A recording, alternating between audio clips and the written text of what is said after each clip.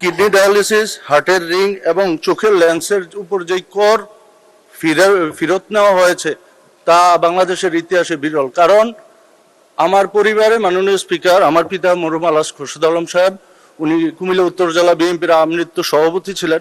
উনি 2014 সাল থেকে এই ডায়ালিসিস করছেন প্রায় 18 সাল পর্যন্ত।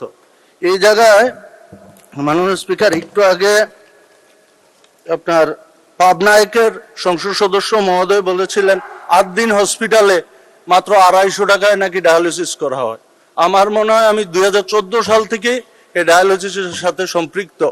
আমার মনে হয় না সারা বাংলাদেশে কোনো জায়গায় 250 টাকায় ডায়ালিসিস হয়। মাননীয় স্পিকার, 2020 সাল থেকে আমার মাও ডায়ালিসিস করতেছে, আজও বদি, আজকেও করছে স্কোয়ারে, যার মূল্য প্রায় 5600 টাকা।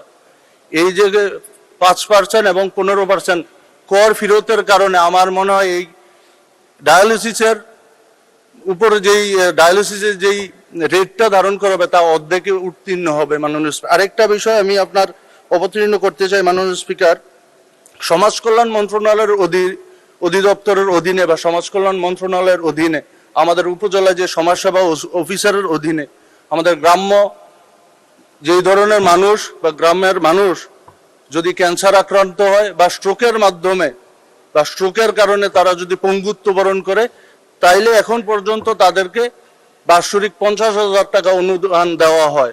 কিন্তু গণপ্রজাতন্ত্রী বাংলাদেশ সরকারের মাননীয় প্রধানমন্ত্রী এই 50,000-কে 1 লক্ষ টাকায় কিন্তু উত্তীর্ণ করছেন।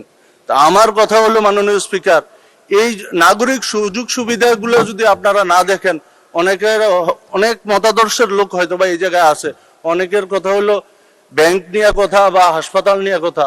আসলে আমাদের রাজনীতিটা তো জনবান্ধব মাননীয় স্পিকার, মানুষ বাঁচলে না সবকিছু, মানুষ না বাঁচলে তো কোনো কিছু না। তো মাননীয় স্পিকার, আমি এই বিষয়ে আর কথা বলতে চাই না।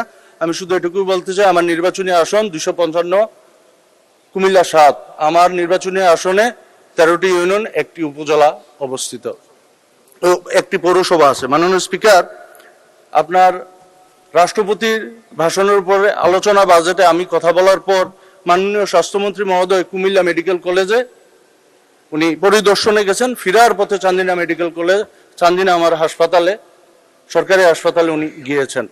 যাওয়ার ফলশ্রুতিতে অন স্পটেই গণপ্রজাতন্ত্রী বাংলাদেশ সরকারের মাননীয় প্রধানমন্ত্রী ওনাকে ফোন দিয়ে ওনার অবস্থান জানতে চাইছেন। এরপর উনি বলছে আমি চান্দিনা আছি। মাননীয় প্রধানমন্ত্রী মহোদয় নির্দেশে তৎকালীন সময়ে উনি 50 শয্যা হাসপাতালকে 101 শয্যা হাসপাতালে ঘোষণা করেছেন। কিন্তু আমার মাধ্যমে মাননীয় স্বাস্থ্যমন্ত্রীকে আমি আপনার অনুরোধ করতে চাই, 101 শয্যা করবেন আলহামদুলিল্লাহ, কিন্তু 10 শয্যা যাতে আইসিইউ বেড থাকে মাননীয় স্পিকার। কারণ দীর্ঘ 40 থেকে 45 কিলোমিটারের মধ্যে কোনো হাসপাতাল নাই, নিমসের থেকে আপনার ইলেটগঞ্জ পর্যন্ত। এই যে অ্যাক্সিডেন্ট হয়, অ্যাক্সিডেন্ট হলে রোগীদের তাৎক্ষণিক সেবা দেওয়ার জন্য আইসিইউ খুব জরুরি।